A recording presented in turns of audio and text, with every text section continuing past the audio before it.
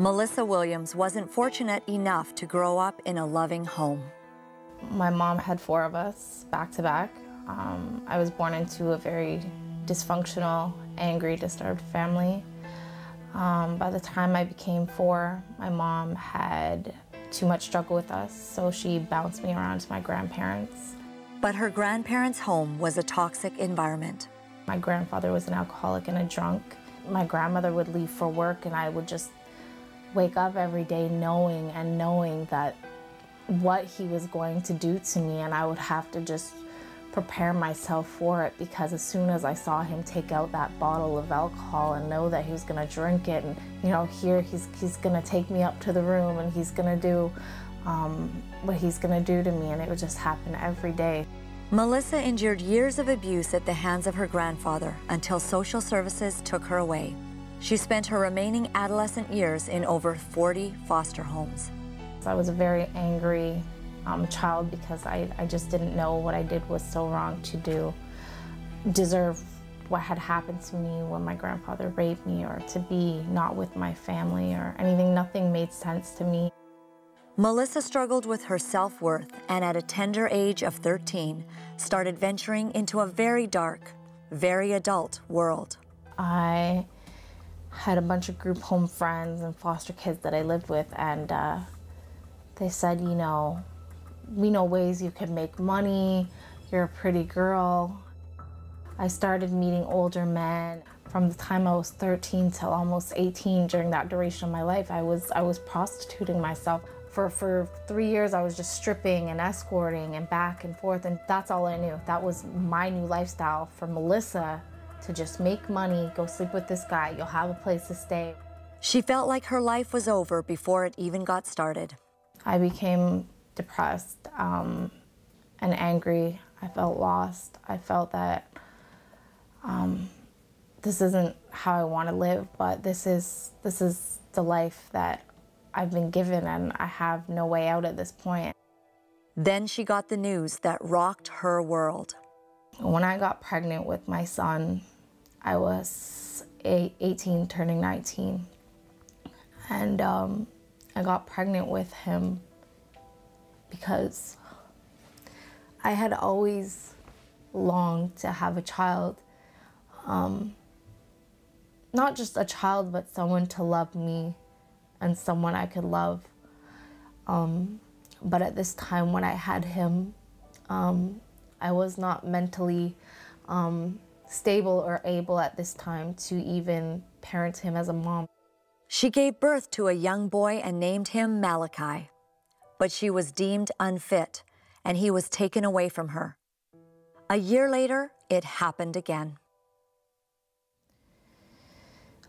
My way of thinking wasn't right. I just thought, okay, you took this baby, I'm gonna have another baby. Okay, and if you take this baby, I'm going to have another baby. But I got pregnant with Marquise, and I gave birth, and they're gone. They're gone. And then my second child, he's gone. I didn't see no purpose to live anymore. I didn't see it. Why? My kids are gone. 2 children born, 2 children taken away. Melissa got pregnant again, now with child number 3. I'm letting my kids be in my situation, which created me a mess, an angry person, a lost person, someone with no hope, doesn't even know what love is. Thinks sleeping with men is affection, is the right way to be, because they want you. It wasn't right. Melissa felt unloved and had no one to love in return. Then she got pregnant with number 4. Now 4th kid on the way. I was living like my mom. 4 kids, all in the system. What kind of mother am I? My prior worker had told me either you can abort, and she knew I was 6 months pregnant, she knew, or we're gonna take the baby. At 6 months pregnant and not able to handle losing another baby, Melissa booked an abortion appointment, hoping that another option would come along. My social worker came to me. She handed me a booklet and she goes, I want you to read this over. And it said Wings Maternity Home on top. filled out the papers. And she gave me a call and she goes, "Hi, Melissa. If you're willing to make the commitment, then I'm willing to take that walk with you."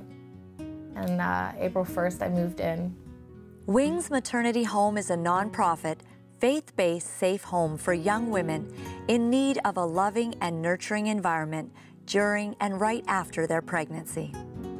If you look at the sayings in the house, there's one walking right down in the basement, and every day I would go down there and she would notice that I would always look at the wall. And one of the statements says, is God will never take you to a place he cannot protect you. I turned to her and I look up and she goes, "What's wrong?" And I start crying and I said, "That's a lie." I said, that statement, that God doesn't take you to a place he can't protect you. I said, so where was he when I was being raped all those times, when my mom left me, when I had nobody? And she's like, you know, Melissa, he was there. My whole life, I never understood how God worked. And that was a major turning point in my life, because then I really understood God in a different light, in a different way, because now I understood that he was there, but he just couldn't stop that from happening, but he was there. That was when I realized that I, Melissa, really needed God. And this is where I want that help. This is where I want that in my life. I committed myself to God. I became more caring. I became more of a passionate person. And I became, I think, more clear-minded. I am so grateful for you and your home, because when I moved in here, I thought she was gonna press God on me. I thought she was gonna press all these things, but she let me just take that walk of faith in my own hands. 3 months into Marion's program, I'm doing great. I'm becoming a good mom. I'm just blossoming into a totally different person that I didn't even think myself was possible. Melissa now knows what a loving home feels like, as 3 of her young children have been returned and are living with her. I wake up to my kids. It's my first birthday this year. My daughter was returned home September 6th, my birthday last year. And I didn't want gifts this year. I didn't want anything.